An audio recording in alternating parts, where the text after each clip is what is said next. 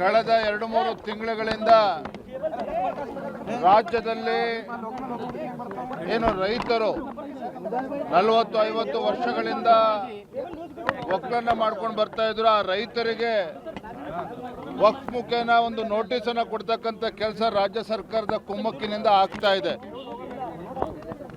ಏನು ರೈತರು ನೋಟಿಸ್ ಅನ್ನ ತೆಗೆದುಕೊಂಡಿದ್ದಾರೆ, ಭಯಭೀತರಾಗಿದ್ದಾರೆ, ಇವತ್ತು ಬೀದಿಗೆ ತರ್ತಕ್ಕಂಥ ಕೆಲಸ ರಾಜ್ಯ ಸರ್ಕಾರದ ಕುಮ್ಮಕ್ಕಿನಿಂದ ಆಗ್ತಾ ಇದೆ. ಭಾರತೀಯ ಜನತಾ ಪಾರ್ಟಿ ಇವತ್ತೇನು ವಕ್ಫನ್ನ ಮುಂದೆ ಇಟ್ಕೊಂಡು ರೈತರುಗಳಿಗೆ, ಮಠಮಾನ್ಯಗಳಿಗೆ, ದೇವಸ್ಥಾನಗಳಿಗೂ ಕೂಡ ನೋಟಿಸ್ ಅನ್ನ ಕೊಟ್ಟು ಆತಂಕದಲ್ಲಿದ್ದಾರೆ. ಇದರ ಪರವಾಗಿ ರಾಜ್ಯ ಸರ್ಕಾರ ನೋಟಿಸ್ ಅನ್ನು ಕೊಡಿಸ್ತಾ ಇದೆ. ಇದರ ವಿರುದ್ಧ ನಾವು ಹೋರಾಟವನ್ನು ಮಾಡ್ತಾ ಇದ್ದೇವೆ. ಭಾರತೀಯ ಜನತಾ ಪಾರ್ಟಿ ಎಲ್ಲ ಜಿಲ್ಲಾ ಕೇಂದ್ರಗಳಲ್ಲೂ ಕೂಡ ಹೋರಾಟವನ್ನು ಮಾಡಿದ್ದೇವೆ. ಇತ್ತೀಚೆಗೆ ನಮ್ಮ ಕೇಂದ್ರದ ಏನು ಸಬ್ ಕಮಿಟಿನೂ ಕೂಡ ಬಂದಿತ್ತು, ಚೇರ್ಮನ್ ಕೂಡ ಬಂದಿತ್ತು, ಸದಸ್ಯರೆಲ್ಲ ಬಂದಿದ್ರು.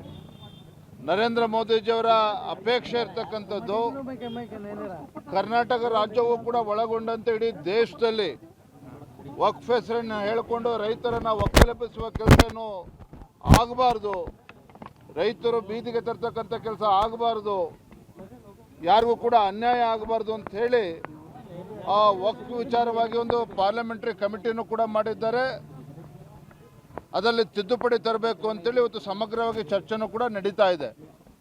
ಇಂಥ ಸಂದರ್ಭದಲ್ಲಿ ರಾಜ್ಯ ಸರ್ಕಾರ ಇಂಥ ಹೇಯ ಕೃತ್ಯಕ್ಕೆ ಇಳಿದಿರ್ತಕ್ಕಂಥದ್ದು ಖಂಡನೀಯ. ಹಾಗಾಗಿ ನಾವು ರಾಜ್ಯದ ರೈತರ ಪರವಾಗಿದ್ದೇವೆ. ಇದು ವಕ್ಫ್ ಹೆಸರು ಹೇಳ್ಕೊಂಡು ಇವತ್ತು ಮಠಮಾನ್ಯಗಳಿಗೆ ನೋಟಿಸ್ ಕೊಟ್ಟು ಯಾವುದೇ ಒಂದು ವಿಚಾರವಾಗಿ ನಾವು ರೈತರ ಪರವಾಗಿದ್ದೇವೆ ಅನ್ನೋದನ್ನು ನಾವು ಸ್ಪಷ್ಟವಾಗಿ ಹಲವಾರು ಬಾರಿ ಹೇಳಿದ್ದೇವೆ.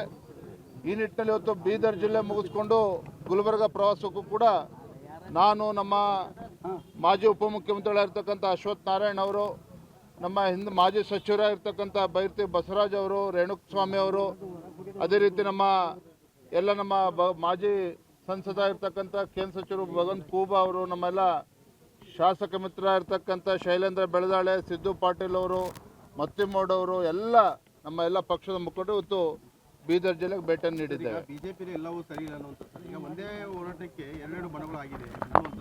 ಯಾವ ಬಣವೂ ಏನಿಲ್ಲ. ಕೆಲವರು ರೈತರ ಪರವಾಗಿ ಹೋರಾಟವನ್ನು ಮಾಡಿರ್ತಕ್ಕಂಥದ್ದು ಸತ್ಯ. ಅದ್ರ ಬಗ್ಗೆ ನಮ್ದೇನು ತಕರಾರಿಲ್ಲ. ಹಿಂದೂ ಕೂಡ ಹೇಳಿದ್ದೇನೆ, ಯಾರೇ ಕೂಡ ರೈತರ ಪರವಾಗಿ ಹೋರಾಟವನ್ನು ಮಾಡ್ತಾರೆ, ರೈತರ ಜಮೀನನ್ನು ಕಿತ್ಕೊಳ್ತಕ್ಕಂಥ ಕೆಲಸ ಸರ್ಕಾರ ಏನು ಮಾಡಕ್ಕೆ ಹೊರಟಿದೆ, ಅದ್ರ ಪರವಾಗಿ ಯಾರೇ ಹೋರಾಟ ಮಾಡಿದ್ರು ಕೂಡ ನಾವು ಸ್ವಾಗತವನ್ನು ಮಾಡ್ತೀವಿ. ಬೇರೆ ಕೇಳಪ್ಪ ಇಲ್ಲ, ಇವತ್ತು ನಾವು ಬಂದಿರೋದು ರೈತರ ಪರವಾಗಿ ನಾವು ಬಂದಿದ್ದೇವೆ. ಈ ವಿಚಾರ ನಾವು ಮಾತಾಡ್ತೇವೆ. ದಾವಣಗೆರೆ ಚುನಾವಣೆಯಲ್ಲಿ ಬಿಜೆಪಿ ಸೋಲಿಗೆ ಅದೆಲ್ಲ ಹಳೆ ವಿಚಾರ ಬಿಡಪ್ಪ, ಈಗೆಲ್ಲ ಬೇಡ ಅವೆಲ್ಲ.